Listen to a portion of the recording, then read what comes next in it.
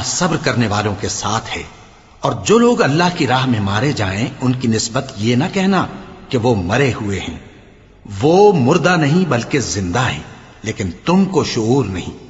اور ہم کسی قدر خوف اور بھوک اور مال اور جانوں اور میووں کے نقصان سے تمہاری آزمائش کریں گے۔ اور صبر کرنے والوں کو بشارت سنا دو کہ ان لوگوں پر جب کوئی مصیبت واقع ہوتی ہے تو کہتے ہیں کہ ہم اللہ ہی کا مال ہیں اور اسی کی طرف لوٹ کر جانے والے ہیں۔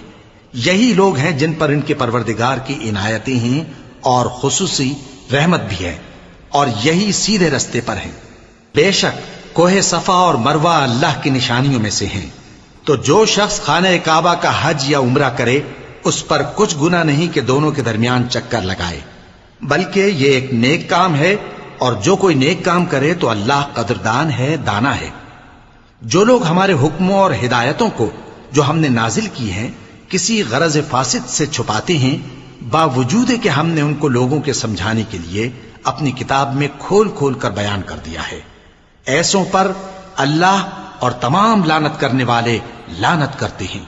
ہاں، جو توبہ کرتے ہیں اور اپنی حالت درست کر لیتے ہیں اور احکام الہی کو صاف صاف بیان کر دیتے ہیں تو میں ان کے قصور معاف کر دیتا ہوں، اور میں بڑا معاف کرنے والا بڑا مہربان ہوں۔ جو لوگ کافر ہوئے اور کافر ہی مرے، ایسوں پر اللہ کی اور فرشتوں کی اور انسانوں کی سب کی لعنت، وہ ہمیشہ اسی لعنت میں گرفتار رہیں گے۔ ان سے نہ تو عذاب ہلکا ہی کیا جائے گا اور نہ انہیں کچھ مہلت ملے گی۔ اور لوگوں، تمہارا معبود ایک ہی معبود ہے، اس بڑے مہربان اور رحم والے کے سوا کوئی عبادت کے لائق نہیں۔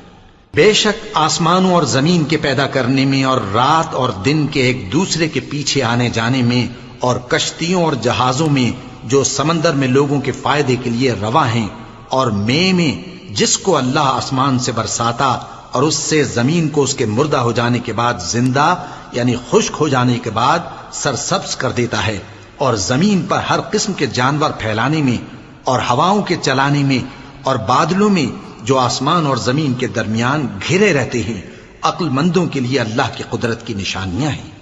اور بعض لوگ ایسے ہیں جو غیر اللہ کو اللہ کا شریک بناتے اور ان سے اللہ کی سی محبت کرتے ہیں، لیکن جو ایمان والے ہیں وہ تو اللہ ہی کے سب سے زیادہ دوست دار ہیں۔ اور اے کاش ظالم لوگ جو بات عذاب کے وقت دیکھیں گے اب دیکھ لیتے کہ سب طرح کی طاقت اللہ ہی کو ہے، اور یہ کہ اللہ سخت عذاب کرنے والا ہے۔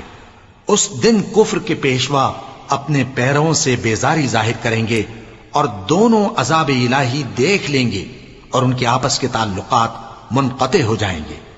یہ حال دیکھ کر پیروی کرنے والے حسرت سے کہیں گے کہ اے کاش ہمیں پھر دنیا میں جانا نصیب ہو، تاکہ جس طرح